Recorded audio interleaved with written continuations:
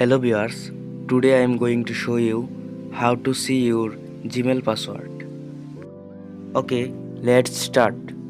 Open your Gmail app.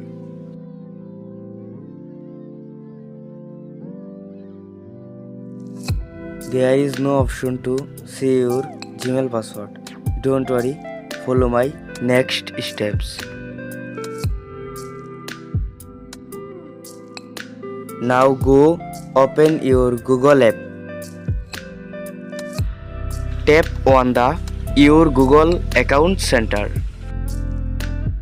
Now click here Manage your Google account. Now scroll down and click Password Manager.